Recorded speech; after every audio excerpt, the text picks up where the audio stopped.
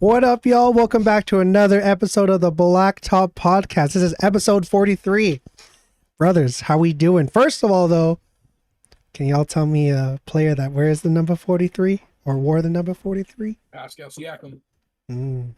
That's a good one. I cannot tell you. Jersey numbers are a thing that escape me. 43.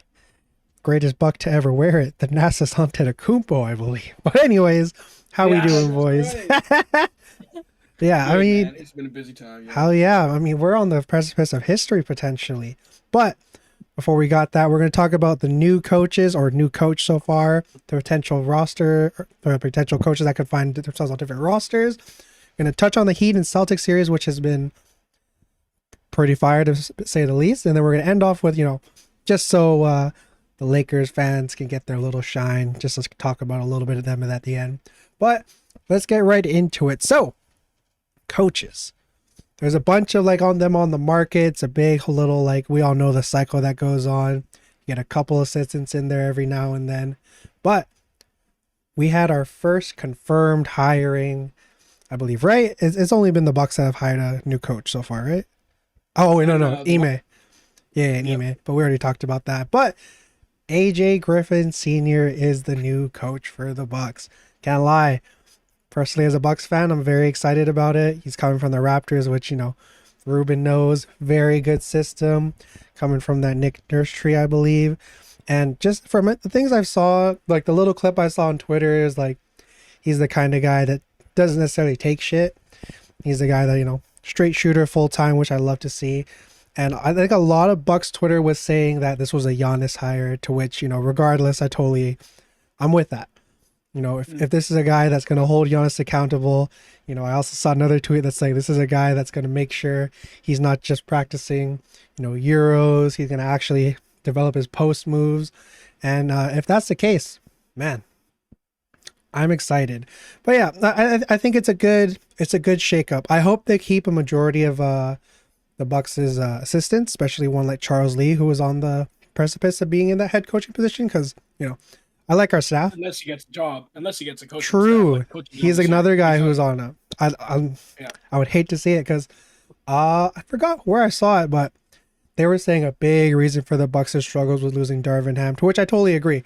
I mean, we saw how great he was in the Lakers series to an extent. Had a solid first year as a head coach and dearly missed in was it Green Bay? Whatever, Milwaukee. Yeah. But regardless, man, I'm excited. New things to see. It's going to be great to see what he implements. I saw another meme where it's like when a person does an obvious thing, but they get high praise for it. It's saying that when AJ Griffin Sr. makes any defensive adjustments. But yeah, I'm optimistic. I think there's definitely going to be some kind of growing pains, but I don't think it's anything the Bucks can't move past. But let's move on to it. Ruben, man, Steve Nash. Yeah, I don't know, man. I just want to make a comment about the Adrian Griffin thing. Mm-hmm. Adrian has been an assistant in the league since 2008, and he's been touted with a lot of really good. He's been touted with a lot of credit for helping with development with players, and I think that's, like you said, it's really important that he's going to keep players accountable. He's also a people guy, right? He's going to be a guy that keeps the locker room together. And, multiple times this season where Nick Nurse just let him coach just for fun. There's a lot of success there. He tends to hold the locker room together. It's from what I understand, and he has a good relationship with players. So I think it's a perfect hire for a team like Milwaukee, who went through what they just went through, right? And you're trying to keep that squad afloat going into next season. There's gonna be a lot of pressure on them. On the Raptors side, I think the Steve Nash thing, I'm surprised about. I think it's I don't think they're gonna do it, and I don't think they should. Yeah, I feel like it's just some kind of smoke screen. Yeah, I think it's a smoke screen. I also think that it's very much a how do I say this? It's a PR move. It's a marketing move, right? They're trying to bring some excitement to it. I will say that it's a good sign that they have gone as far as to even interview JJ Redick, because they're clearly trying to be open-minded to any coach for this position. And it's really difficult. The Raptors are in a really tough position because they don't know what direction they're going to go in at this point. like if they're gonna stick with their core or if they're gonna just straight up rebuild. And from what I understand, they called about the number 4 pick from Houston. And I so if they saw go that. that Yeah. route, like we're probably looking at a rebuild at this point. And so a younger coach that builds alongside of them, it would make a lot more sense. So Steve Nash thing, if they hire him, I'll be really disappointed because I think he proved his time in Brooklyn that he seems to struggle on the sideline when it comes to X's and O's and being able to understand like the flow of the game and adjust. And it's different as a player when those things are instinctual, but when you're a coach, those things have to be visual and like they have to be presented differently than like you in the game. So, and sometimes guys just don't get it. So, if I were to pick between any of their PR like guys that they've decided to interview, I would rather have JJ Redick, just because like there's something about these innovative coaches coming from media, right? You look at Steve Kerr, you look at even the past guys like Doug Collins and Mark Jackson for a number of years. Like there just seems to be some sort of pull for these guys, and they've found success right away in the NBA. So I'd go with that. But if they stick with the core, I'd love a Monty Williams personally. So I don't know. Like, clearly, I just named a bunch of things because the Raptors have no direction. Mhm. So I'd love to see them wait, and see what happens with this season first before they make that hire. Personally, another name I just saw this morning was Jordy Fernandez. I think is Yeah, his I last just saw name. that. The Yeah. assistant coach on Sacramento, who is given a lot of praise this season, and the past couple of years, but like being a huge part of what Sacramento did this year. And I believe he was the lead assistant on the Kings sideline. So, um, yeah, they have a lot of options. I think Toronto's been the one that has had the most names in its coaching search so far, even as far back as Sergio Scariolo, like who's a Spanish national head coach, and he was on the assistant. He was an assistant during the championship run. So, yeah, a lot of names, man.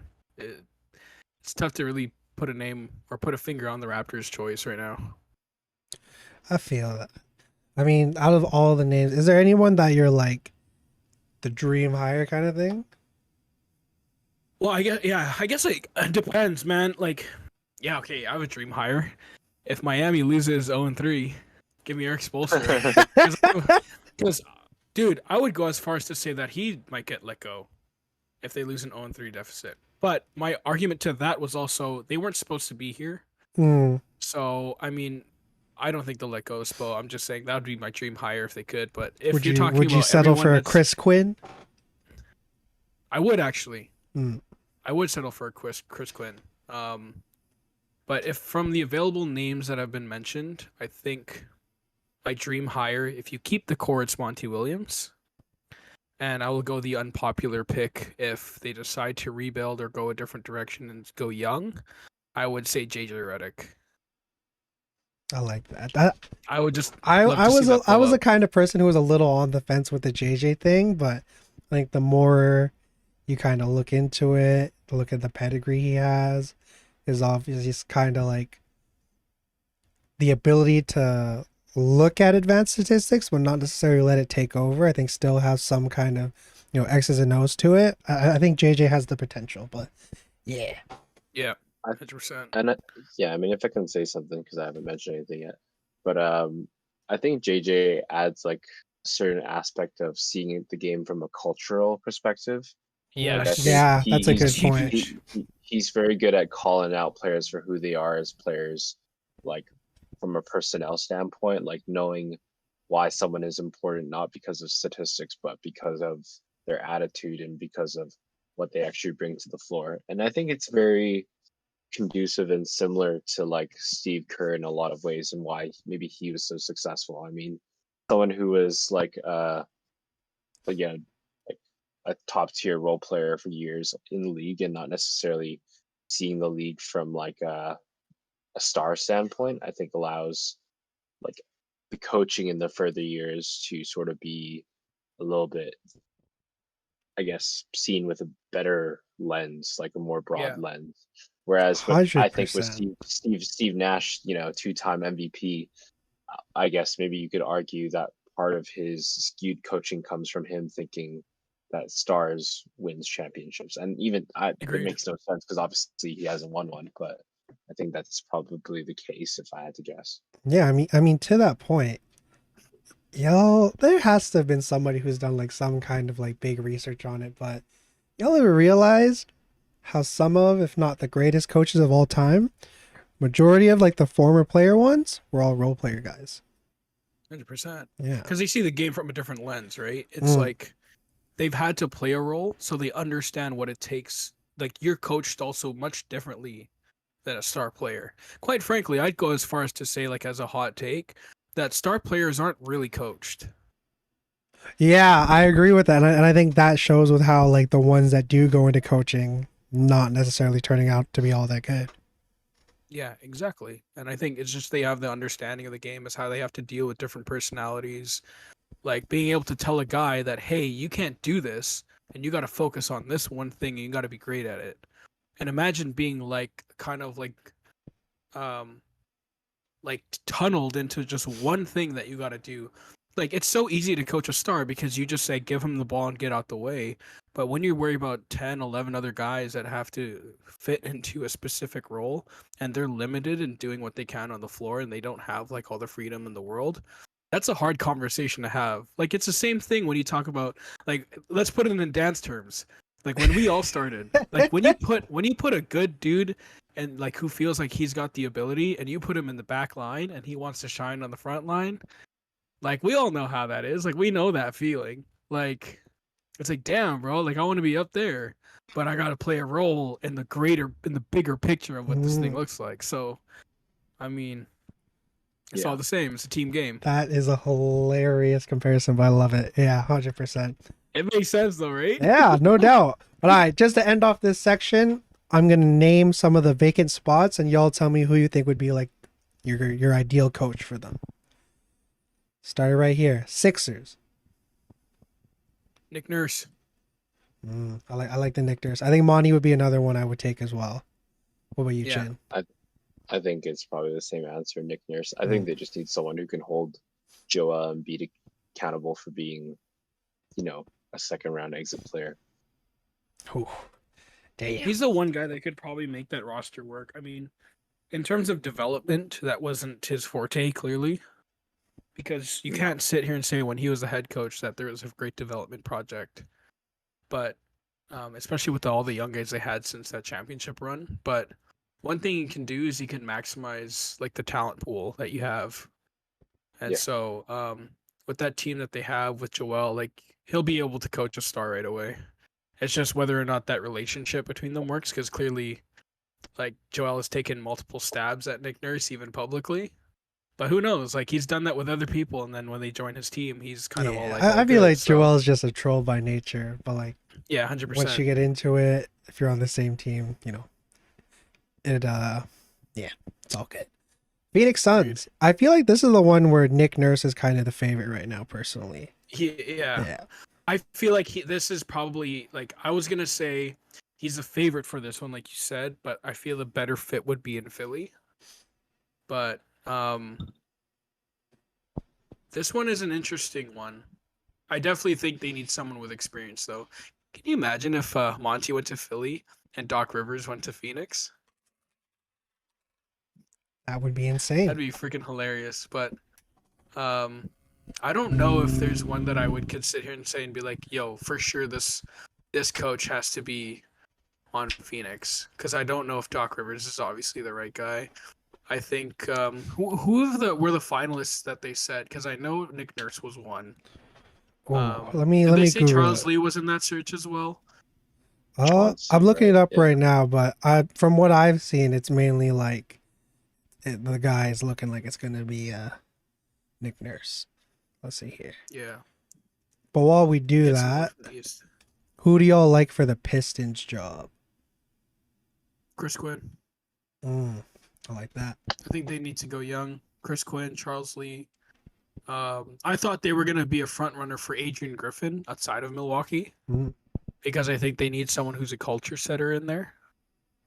So I thought that was going to be like their first move, but yeah, I would say Chris Quinn. Someone on the younger side, maybe even Jordy Fernandez Yeah, from I think that would Sacramento. be my pick because I just feel like the way that Sacramento plays ball, especially this year, you Yeah, could definitely translate a lot of that, I think, to the Pistons, especially with the personnel they have. Because I mean, you have a two lot of strong guard guys, play. yeah, supreme guard play. Jalen Duren, I think, is an underrated passer, and he's just overall an underrated player right now. And just I think their personnel matches up really well with how that team runs specifically, especially if you're able to get a guy like maybe Cam Whitmore with their pick, big Yeah, body, able to stretch the floor.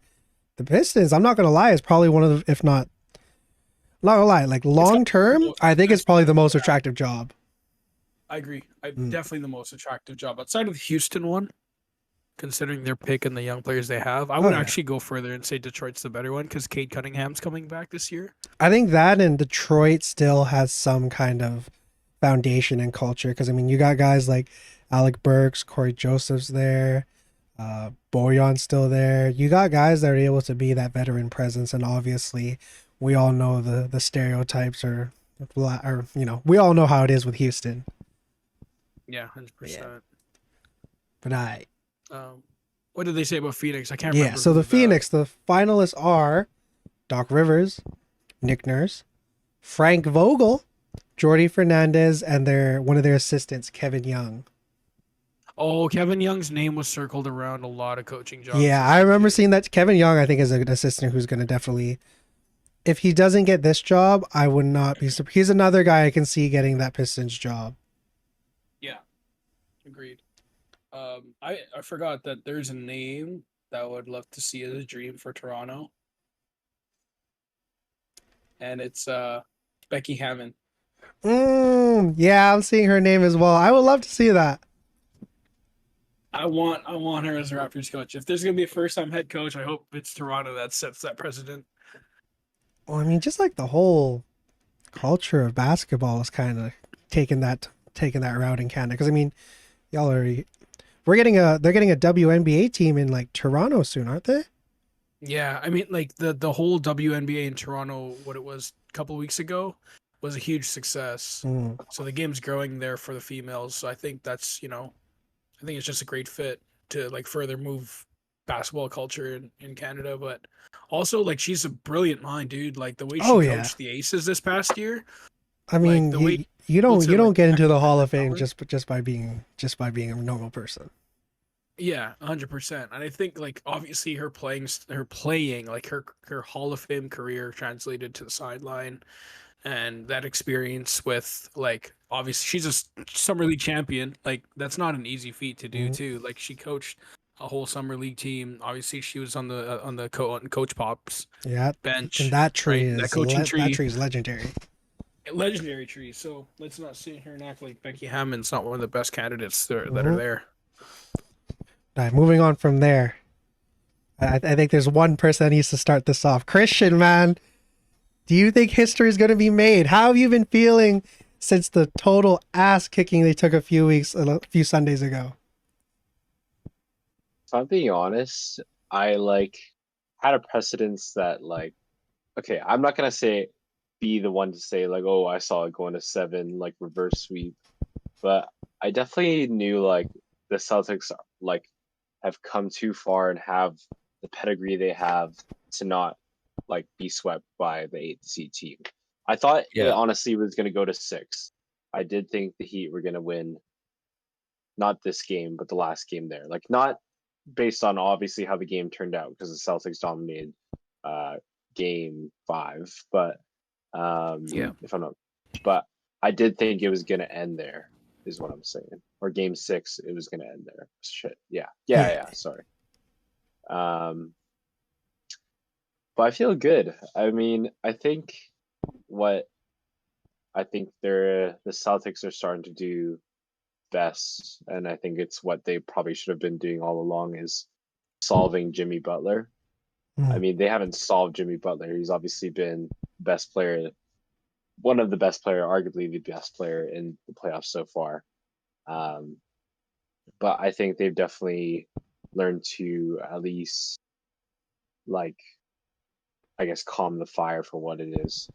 Yeah, I like that. I like Yeah, that, the idea of calming the fire, because we haven't necessarily had like a Jimmy like game, yeah. Yeah. especially considering Game 6. Well, But I they think were probably going to be the team that has the personnel Yeah. to match up with Jimmy. exactly, and that's what I was thinking all along. Like I don't understand what went wrong in translation. Obviously, in the first 3 games, like I did think all along that Jason Tatum and Jalen Brown are literally if any team were to have the personnel to guard a Jimmy Butler, it'd be that team, right? Um, Yeah. but uh, no, I feel good Yeah. going into this next game. I don't really have any other words to put it, but I think as long as the Celtics, you know, play and trust into their personnel the way they kind of have been more, and not, fully rely on Jason Tatum, with all due respect to my favorite player in the NBA, I think it could. I think they should be able to take it home. I do think history is going to be made. Mm, Yeah. I'm not surprised. Like they could definitely. I think there's a good chance they'll do it tomorrow. I mean, that the thing about the Celtics is like it's literally been a trend all year where they've made the game hard for themselves. And to the point like they're at rock bottom and they made the series so hard. But there's something about the character of the Celtics, like their personnel and Joe Mazzulla, who's been able to keep like an even keeled mind, like head above water all the time, is that they've been able to fight their way out of deficits. And they've like for some reason they make it harder for themselves, but they're able to overcome at some point, whether it's in the game or in a series of games, or it's been like bad stretches they've had this year. But they've ultimately been the like one of the best teams in coming and overcoming deficits. Um, so the fact that they took it to the extreme to be down 0-3 and then they're going home for game 7, that's a lot of momentum to ride on. And I feel like they flipped the switch, right? Like the Celtics were also up in some of those games in the first 3. And then they talked about it where it was like sometimes when you play not to lose, you end up losing. And Jalen Brown talked about this in his post game conference with TNT. It's like you tend to take your foot off the gas pedal a little bit, and that's when teams can sneak in, and a team like Miami's too good to allow that to happen. So you flip the switch, and Miami's been playing like the team that's too scared to lose, or you're playing not to lose, and you often take your foot off the gas pedal, and that's just kind of simply it. I don't think there's any advanced metrics to this because this has been a really hard fought series. I think it's just simply one team has wanted it more, and one team is too afraid to make mistakes. So then you play hesitant, and you start turning the ball over, or you take bad shots, or you get caught up in like the 24-second violation, or you make like mindless decisions. And I think that's what's happened all series long for both teams, which is why we're stuck with a freaking game 7. love it though, man. Two best words in sport, man. But I mean, if we look at it, let's just look at it from the statistics standpoint. Teams are 0 and 150, and they're the first team to force it in 2 decades. And Ruben, I don't know if you're gonna like the sound of this. The Celtics are the first team to be at home with those like team that's come back from 0-3 to force a game 7. But I'm not gonna lie, I think this series has been a great one, but I think when you look at game 6, it was also like the Heat. How do I word this? The Heat should have been down by like 20. If I'm being real, if we look at how that game was playing, the turnovers were definitely like the thing that held that at bay. But I will also say, not gonna lie, if it's not a playoff game with a game on the line, I love Jimmy. But let's be real, that was an offensive foul. He jumped right into him. But also, basketball gods were watching. The greatest, outside of this game 7, the greatest words to ever be uttered in the game of basketball, ball don't lie, man. Basketball gods were watching. Ball does not lie. Gave him back still at think it's a foul, 0.7 though. seconds. Huh? I still think it's a foul. You have to allow him space. You can't crowd. Well, I know. I think it's a foul on Horford. Well, you have to allow him space. true, but like, I mean, when you look at when Jimmy shoots it, he's not going in a natural motion. He's like it's jumping not right a into natural it. shooting motion. It's Yeah, definitely a 50-50 call. Yeah. Yeah. It's definitely, think it's it's- not the kind you want to end a game on, especially Which as is someone stupid. who's been on the receiving end of Jimmy Butler gaming us through free throws. It's an ugly way to win. A win is a win regardless, but I just think if it wasn't the playoffs, that probably gets called an offensive foul. But I mean, when you look at that whole game 6 as well, I mean, everybody on the Heat came to play except Jimmy and Bam. Jimmy might have his 24 points, but it was on like 20 plus shots. I mean, he had the timely buckets, but you just can't have that from your star player. I mean, granted, Jimmy still had the balls to take the shots, but you could tell that, especially down the stretch, especially considering that they were 4 for 40 in the paint, something like that, something insane like that. Like, there were a lot of reasons the Heat should have lost the game, but they were able to fight back. They showcased that Heat culture. But I just think, when you look back at this series, if they do evidently lose this game 7, you're going to look at that game 6 as kind of like, obviously it's the turning point in terms of, tying the series, but also just from like a playing standpoint of like, if Bam's just a little more aggressive instead of settling for these like turnaround mid fades, and Jimmy's just a little bit more aggressive instead of just, or a little bit more, not necessarily smart, because Jimmy's obviously a high IQ player, but in realizing that, Robert Williams has had my number when it comes to going to the rim, I got to change it up a bit. I think they're going to look to game 6 as like obviously the big one there, which, there was that big narrative that like whoever wins game 6 is winning this series, obviously one being the Heat would win it evidently, but man, going back to the Garden, game 7, it's tough though, man. Like, I don't know how, because you could also say the same thing. I don't know how the Celtics won when they turned the ball over 12 times. They shot 7 for 35 from 3-point range, and they were living with that all season long. Like, that's what I'm just like sitting here dumbfounded because we're talking about it now, and it's like, I don't know. It's crazy how they managed to win that game, and sometimes it's just like there's teams that just want it more in that moment. 100%. And also, did they ever explain why the clock went back from 2.1 to 3 seconds? Eric Lewis called it. Which they're investigating him, that's a whole nother, that's insane. I mean, I'm not gonna lie, we all saw that Lakers game. That was we all saw the photos being pulled up. I think being caught with a burner as a ref is insane though. That's like otherworldly. And have y'all seen the tweets? It's like, it's not even like, I guess for lack of a word, it's not even like Twitter talk. It's literally like, it's like one step away from being like, dear, it's, you know what I mean? Yeah. Like fully addressing it. Using it like Reddit or something. Yeah. Crazy. Like, bro, on the wrong platform, homie. For real. And then I also think Twitter's, Twitter's not necessarily the place to go when like you hear people saying, "Oh man, I knew Eric Lewis was rigging it from the second they saw this thing." And it's not, I don't know the ref's name, but y'all ever seen that one where, I don't know what game it was, but like Jimmy made a shot or a free throw or something, and the ref's like, "Oh, like, man definitely took the under," or something like that. Was that not oh yeah, what's his name? Oh my gosh. Was that not Eric Lewis also? No, it wasn't Eric Lewis. I saw a tweet that said, "Oh, this is why Eric Lewis is blah blah blah blah blah." I remember that where the guy was like, and Jimmy and it's not even like one of like the refs that It's not a Zach Zarva. It's not a Guwap. It's not a Tony Brothers. It's not Scott Foster or anything like that. Oh my goodness. I cannot wait to see who's reffing that game 7. Yeah, that's Eric Lewis. Oh. Hey. If it's Eric Lewis, I know Christian's going to be happy.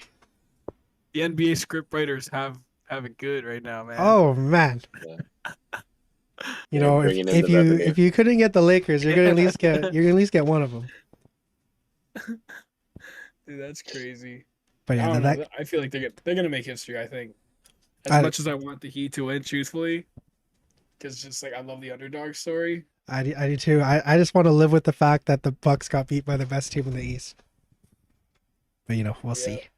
Which, I mean, man, Game 7 is gonna be nutty. They just need Bam and Jimmy to just show up, knuck up. Yeah, show up. Because, I mean, you're seeing Jaylen Brown really started. He didn't, like, have a crazy game. But, considering the struggles he's had throughout the entire playoffs, that was solid first half from him. Obviously in the second half, a little bit of foul trouble, but if I'm the Heat, I'm thinking like, ooh, it's starting to get a little bit of rhythm. And then if Marcus Smart is shooting like that from three, the way he did, holy.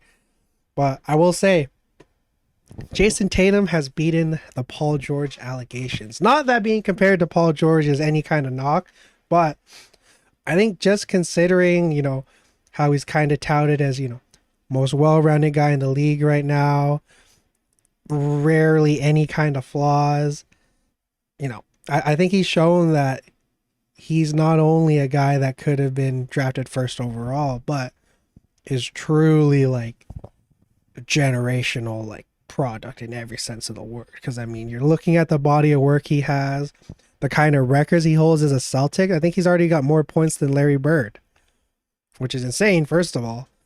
But then two, when you look at like Jason Tatum's career, I've heard a lot of podcasts say when Jason Tatum's on the team, or you would look at the Celtics, the floor is the conference finals.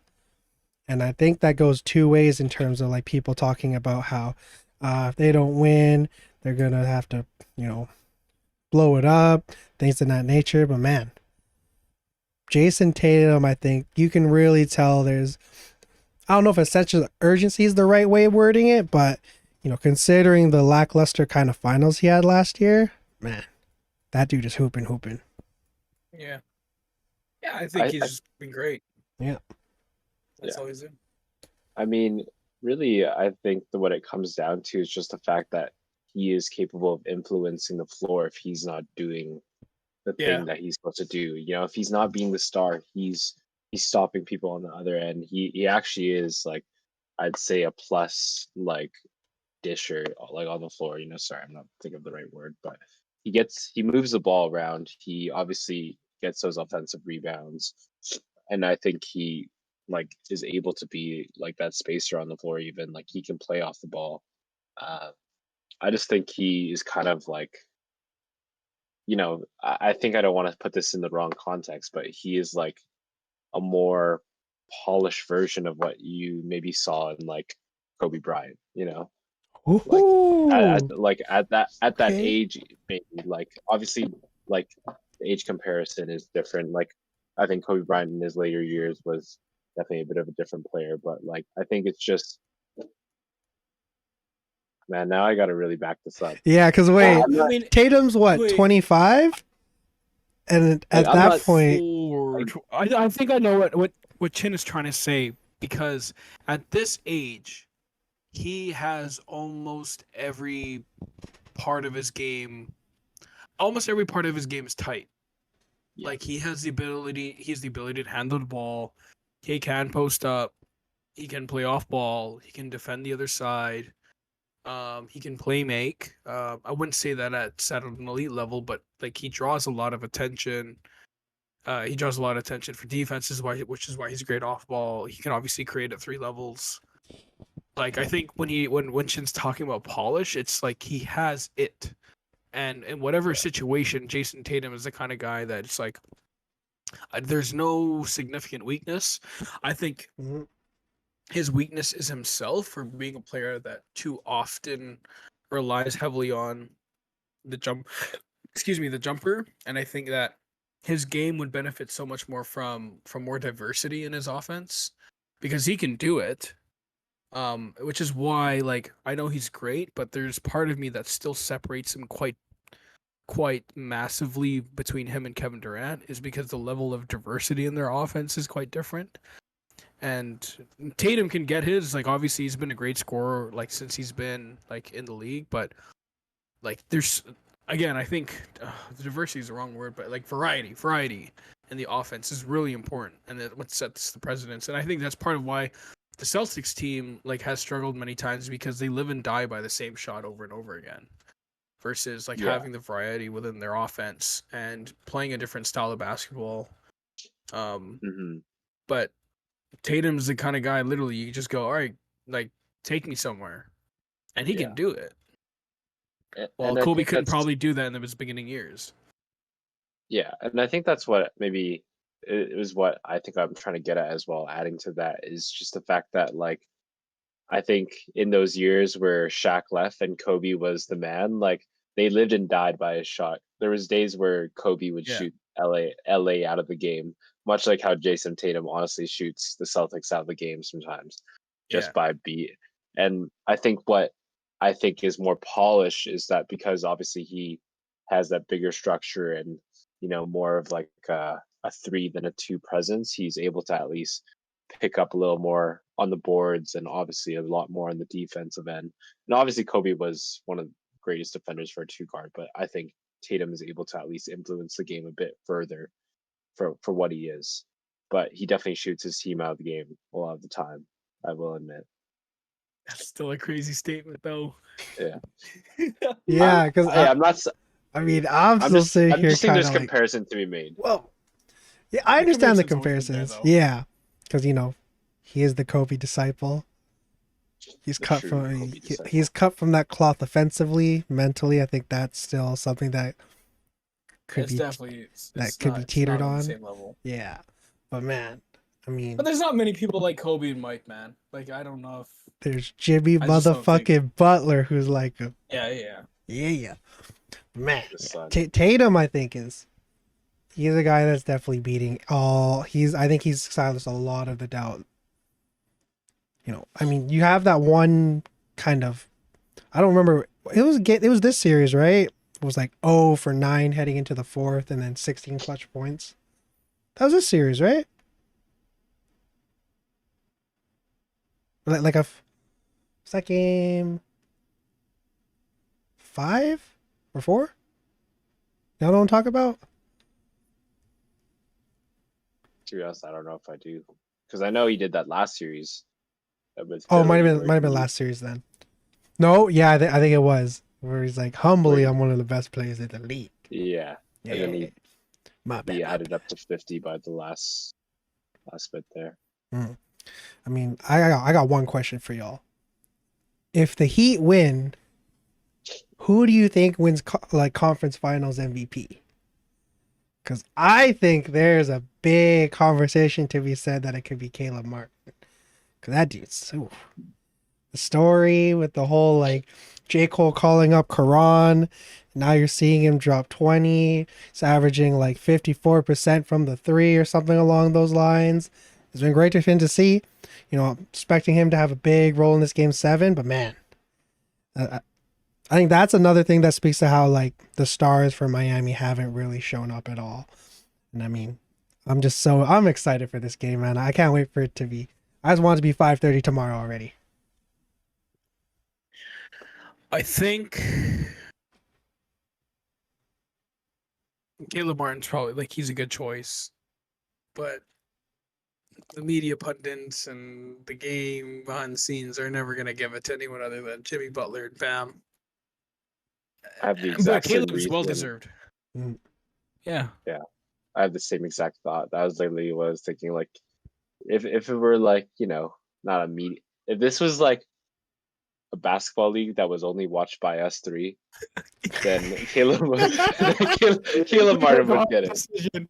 We make all Yeah. the decisions. Giannis, Jason Tatum, and Pascal Siakam are all co-MVPs. 100%, Yes. man. But Oh my god. Devin Booker's not an all-star. because Yeah, this is a hey, that brother this is the balled this year though. market. Oh yeah. No, but I like Chin's right, man. Like it's just I don't think it's just not a sexy name. And if they're trying to promote the next series, they don't want to go in and say, well, you know what, we're really excited. The Western Conference MVP, Jokic, taking on the Heat, led Caleb by Martin. Caleb. Martin. What if It's not- in a hypothetical? Okay, think of this: Game 7, on the line, heading into the fourth quarter. Jimmy's got a smooth, we'll say 27-5. Caleb Martin got a 30 ball. He's dropping bombs on the Celtics. Ends the game with 40 piece. Then they might have to give it to Caleb.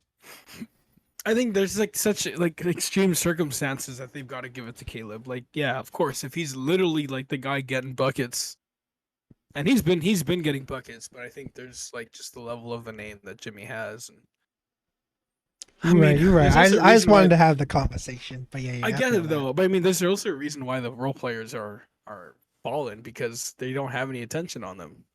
All the attention's on Jimmy Touche. and on Bam and to some extent Gabe Vincent. So that's what I'd say. All right. Last thing before we talk a little bit about the Lakers. What's your guys' prediction? Let's go like full score and everything. What's your guys' pick?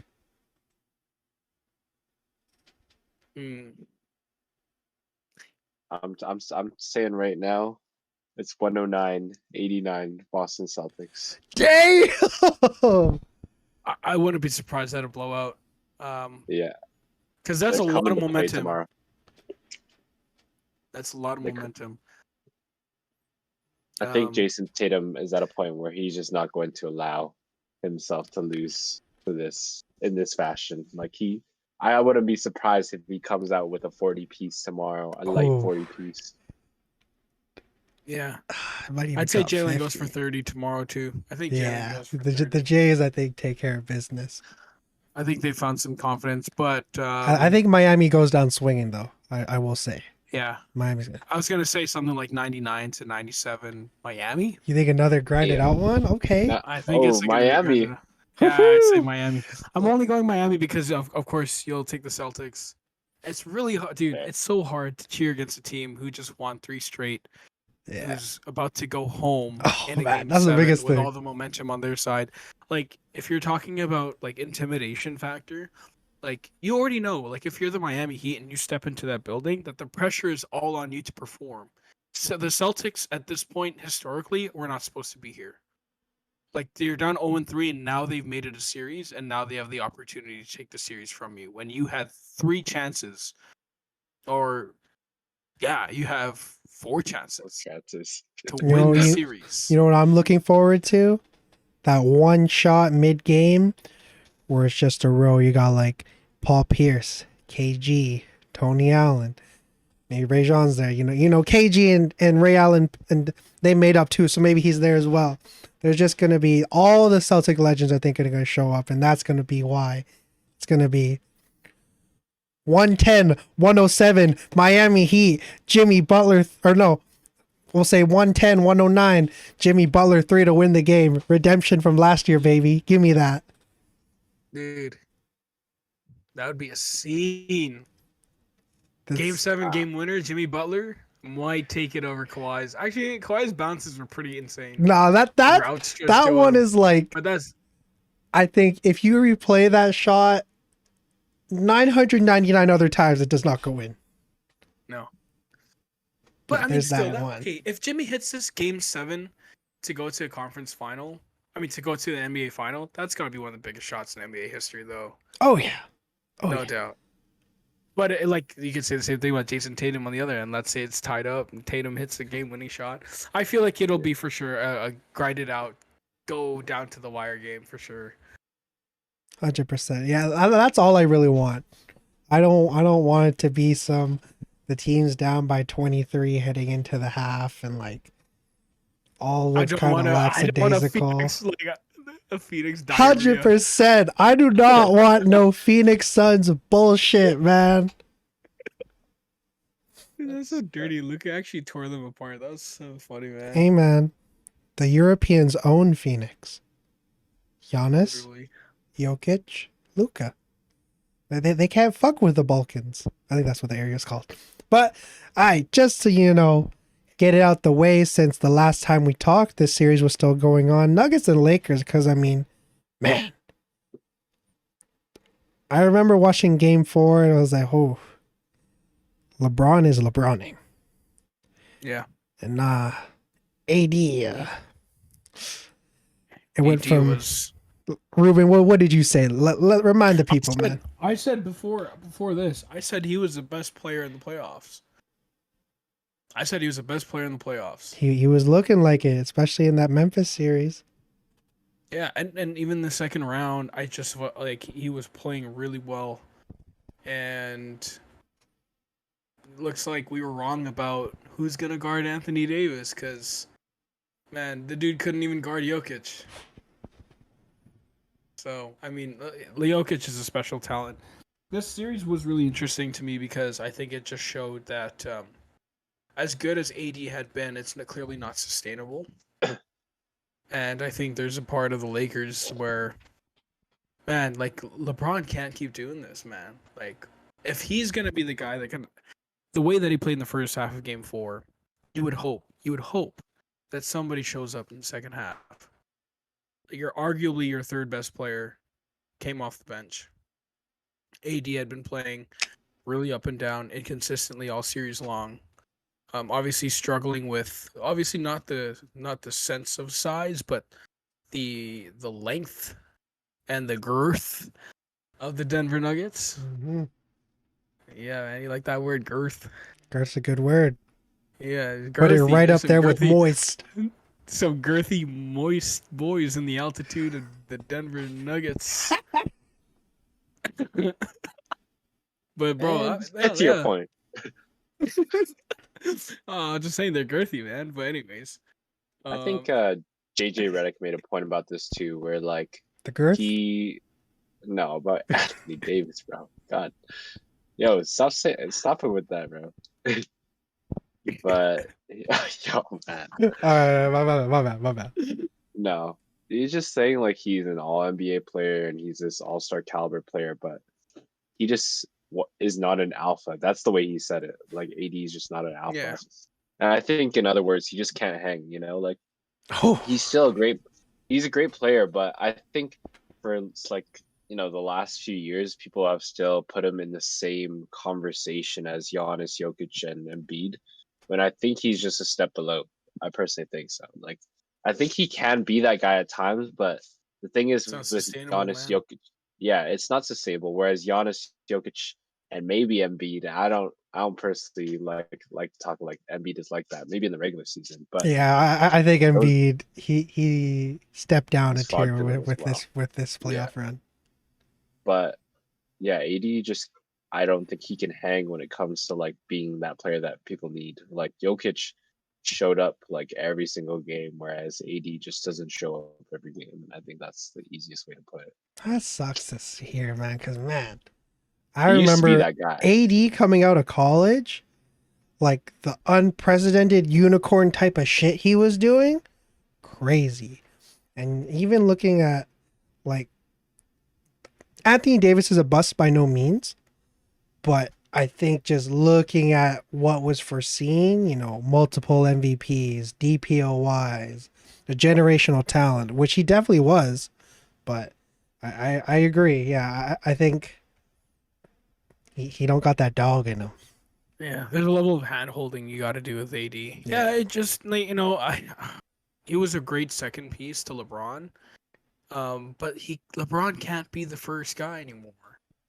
Like it's got to be in a place where AD's got to be the alpha, and quite frankly, he showed that he's not a number one option ever in his career, and he never will be, and that's fine. But clearly, you can't do this right now. So, like LeBron's also getting older. I mean, are we gonna bring up the elephant in the room that he's basically talked about potentially retiring? Like, See, I don't think he's gonna. I I don't think think he's gonna go out though. that is without a just farewell that was tour. just a thing to one kind of Wash King. to wash away any talk of them getting swept, Yes. and to two, give him all the leverage in the world. Yeah. Rob Pelinka is not the GM of that team. It's Le GM, baby. He manipulated that whole situation for sure. 100%. But I don't know. Like I think if I were to ask you guys, because off the top of my head, I have a number of things that I want to say. I mean, we're focusing on the Lakers right now. Like we got to give the Flyers to Denver. I think it's really hard. I think like someone was talking about, oh, why haven't we talked about the Nuggets all that much? And I just want to talk about this because I feel like this has been on my mind for a while. Yeah. There's a reason why Denver didn't get the Flowers in this series, and not to any fault, but it's just the fact that they literally have been the best team in the league. And I think regular pundits or people like us who love the game already knew that Denver was damn good, and they very much had a chance. And we said it multiple times this year too in our podcast that they're probably going to get really far this year. This was the year. Like they got far, like they're in the finals now, and it's not a shock that they beat the Lakers. Obviously the story surrounding the fact that the Lakers finally made it, like with LeBron James, the story is always going to be he needs to win a championship. Like that's what he's playing for. So like, how did they get so far and come up so short in the end with the way that they finished that series, right? So it's like, the conversation, of course, is going to hang on the fact that this team was so good up until the point where they met someone just so much better than them. So how big is the gap in the Western Conference? Clearly, it's huge because there's not another team that was even close to Denver this year. So, I mean, is Denver by far, like, you might not say they're the sexiest names, but they might be a super team with the way that they're constructed. Like, I like, is that a hot take? Like, I don't know. I feel like they're a super team. I feel that too. And then, I mean, man, to consider like the scope of everything and considering that, I don't know if y'all have seen, some people are saying if Jokic wins this ring, it's on par with like a Dirk level thing. I don't know if I Yes. necessarily agree with that. I think it's definitely in the realm, but man, Yeah. Denver, I would agree with that though. you think it's Because, like dude, par for par? there's no one. He's got a triple double. He's averaging a triple double in the playoffs. Like, oh my god! Like, the way he's playing, like, he makes the game look so easy from an eye test. Like, there's nobody that can guard him. Like, he's making the game look so easy for his teammates. I mean, he had a triple double this series against Anthony Davis. I think everyone that was and talking about being the best he defensive player. hasn't he hasn't been what's the word, a liability defensively. He's been able to hang. And that was his one weakness, like coming into these playoffs and saying, like Jokic can't guard the rim. Like, he's not an intimidating presence. But like, also the reason why I'm saying super team is because the team's constructed so well on both ends. Like, you could have said AG and Jamal Murray. Jamal Murray, with the way he's playing, all-star caliber. We all know he's an all-star caliber player. And Aaron Gordon could have made an all-star game this year, and he was deserving of it. People talked about him being deserving of an all-star appearance this year. And then you put together Michael Porter Jr., who's still, If MPJ by can get back to definition- like that second, third year MPJ, oof. well, by definition, he is a guy that is still elevating and developing into supposedly what everyone thought was going to be an all-star talent. So it's like, if you really look at it, you're looking at four all-star players on this team, by like caliber-wise, not talking about like their actual accolades, and then depth and coaching. It reminds me so much of the 2019 team, truthfully, of the Raptors. It reminds me of the Detroit Pistons in 2004. Like, they've got the best player. They've got all-stars surrounding it, but people that don't necessarily see as sexy. They've got the coaching. 2011, like, I think was the best example you gave, and I would actually say it's very close to that, because Jokic is playing at a level there's absolutely nothing you can do about it. Kawhi, Dirk, like, very few performances have been like that for a whole playoffs. Yeah, I feel. I think the only reason I like hesitant, I think it's just because of the story wise, which I think is kind of like, yeah, that's not really fair in like the grand scheme of things. But man, this playoff run for the Nuggets has been special. Big guy, I think deserves a lot of credit is Bruce Brown. Bruce Brown Yeah. has been like, there's that kind of guy on every kind of like, on every championship team, man. Yeah, I didn't know he had a bag, bro. Bro, Like, the way he played in that's what Brooklyn I'm is saying very well too. The dog's got a bag. Like, he's got a bag. Like, he could get to the rim. He could create his own shot. He was cooking, man. Oh. I feel like he's unleashed, and I think a lot of that has to do with how Michael Malone's style of play is very free. Mm. And the freedom style is like is a pro and a con in itself. But yeah, man, Bruce Brown, Christian Brown, like, you weren't no one expected that dude to break out the way he has. Like, their level of play, like, their guys are playing like at a really high level, and like, you're peaking at the perfect time too. I hope they're able to retain Bruce Brown though. He's on a crazy steal of a deal, and he's got a player option this year. I imagine that he declines that. I think he's out. I just hope he like does it to just stay with him a bit more though. But I think also somebody's probably gonna throw him a crazy bag. He deserves it. I mean, I No think doubt. clearly he's the guy that deserves it. So, Lakers, man, what do you guys do about the Lakers? Like, what is if you're Rob Pelinka right now, both of you, what are you doing? What is your first course of action Bro, to improve I've this been team? LeBron, saying that you what just do you want? just get rid of AD, bro. I'm telling you, like, if you want to go places, you do not rely on AD for your future. I'm sorry. Like the only reason they have gotten so far is because they've been thrown a Hail Mary of a trade deadline. Like they were not meant to be here too, That's true. like they got this wonder white kid that just joined the team. Somehow Hillbilly Kobe. D'Angelo Russell rejoins them. Jared Vanderbilt, like they got a steal of a deal in that trade. I still don't know And how they pulled it off, man. no, I don't even understand what kind of It's fucking because trade that they was. got the Laker discount, man. That's what I'm saying. Like they were not meant to be here. But I think if you really want to actually see a future with this team, not that the Lakers have ever been the type of team to really rebuild properly, I would get rid of Anthony Davis. But they're not getting rid of Anthony Davis. I think they keep the same roster, but they should get rid of Anthony Davis.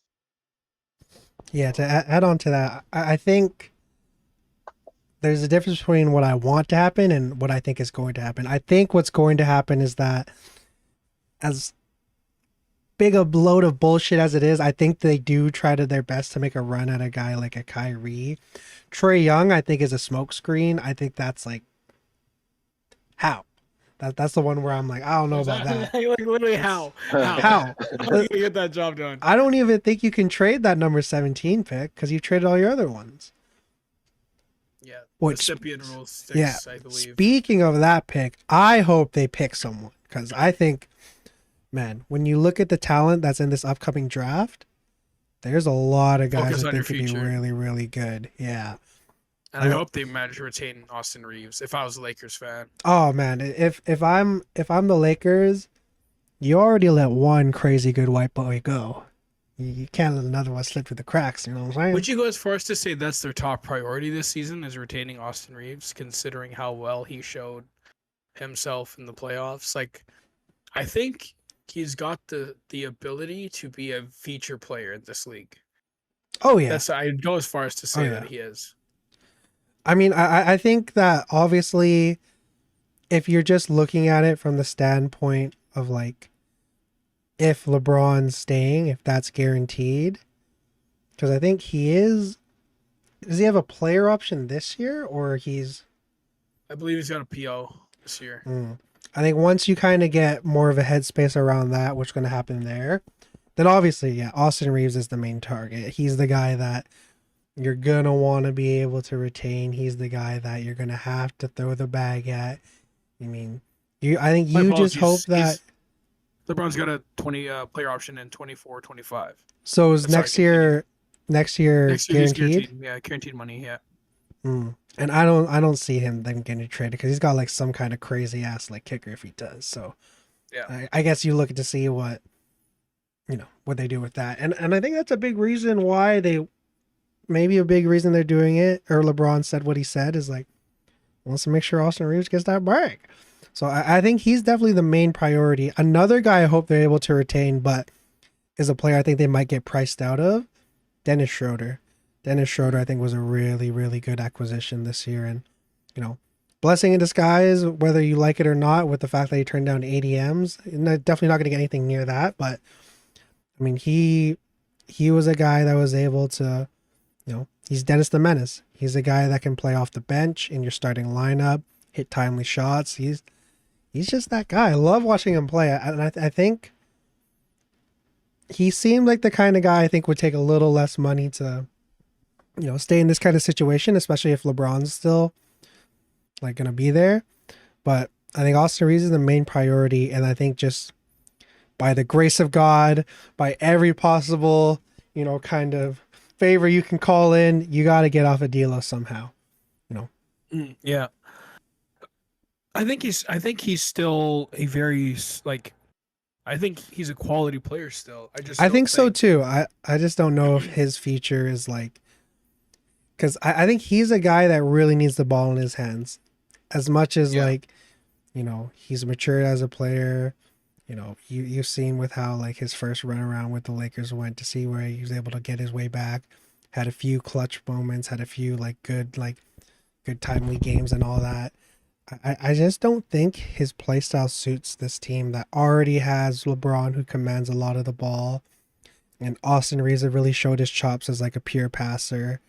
And I just think you look to get off of a guy like D'Lo, and you hope to bring in can't think it. I'm not gonna lie. This is definitely not. If you do this, you would be looked at as probably one of the craziest teams. But you look to a guy like Evan Fournier. I hate to admit it, but you need those kind of guys that are purely there to catch and shoot, play a little bit of D. Yeah, But yeah, I think like I'd look into that. I mean, I think one of their bigger priorities as well is Rui Hachimura. I mean, oh, he played himself well into. Hachimura is gonna get a bag. He's gonna get a bag from somebody. Yeah, He's gonna get a bag from somebody. A lot of interesting things. I think their one asset they've got is D'Lo, and I think because he needs the ball in his hands, it's very difficult for him to find success and ultimately the scheme of what they were trying to do. And when LeBron is deferring, like he's able to play well, but a lot of the times LeBron controls the offense, and that's where you need a guy like Anthony Davis to be great, and then you need those serviceable role players. And at times, D'Lo, when LeBron deferred to him, he was great, but that's very few in between. So, Kyrie is a guy that actually fits what they're doing because he's actually quite good off the ball. It's interesting where D'Lo would go in the situation. I don't know what, man. Like, let's say D'Lo is their one asset. I mean, I could look around the league and I sit here and think, like, what team? It's like the same thing with the Russell Westbrook deal. Is like both guys clearly have a lot of like quality ability and are still serviceable and quality players, but it's like, dude, what team is willing to take them on in their contract? So, I mean, tough. I mean, if you look around the league, I don't know if there's a team that would take him other than him being a sixth man off the bench. But would you want to pay the amount of money that you're going to pay for a guy like D'Lo to come off the bench? Like, if I look at his money, how much he's making, 31. I mean, he's also, I forgot, he's also expiring. So there's a sign and trade up opportunity there as well. So it's tough, man. It's tough. A lot of the players are actually, expiring. So the Lakers are in trouble. hey man, that's why you get Max Christie up in there. Who's a guy I think it can be a serviceable player for them for sure. Yeah. I mean, they've got some nice young prospects. I think if they were to rebuild, I think now is the time. Except other than the fact they have no picks, but How I feel like they're about to get back into like owning some of their picks though, no? they are. Well, they're beyond the 27. They're going to get their picks. That sounds So- right. Yeah. Yeah, so they're going to get some stuff back, but I mean, they also still have some players that they can turn into draft capital. But yeah, I mean, Anthony Davis is also their biggest asset, like Chip was saying. Like, if they're gonna, like, he's their best bet to improve this roster, like, up top to bottom, rather than right up top. So, I mean, I like what they had personally, but I think just some tweaks there, and I think they're able to be a contender again. Yeah, I feel like if you just get off D'Lo and get more of like a pure shooter, you run this back, and I think they'd be very successful, no doubt. Tyus Jones is a perfect fit for this Lakers roster. Oh, Tyus Jones deserves to be a starting point guard somewhere, man. Yeah, I agree. But considering the parade inside that city, might have to hold on to Tyus. Yeah. Oh my goodness. But regardless, that has been another episode of the Blacktop Podcast. We appreciate y'all listening in, boys. Any last things y'all trying to say? Miami Heat, Game 7, making history, 8th seed versus Jokic and the Nuggets, where the Nuggets will win in 5 games. Miami, get ready for some back shots. Dang, that's as good as ending as any. With that, stay safe, stay blessed. We'll see y'all soon.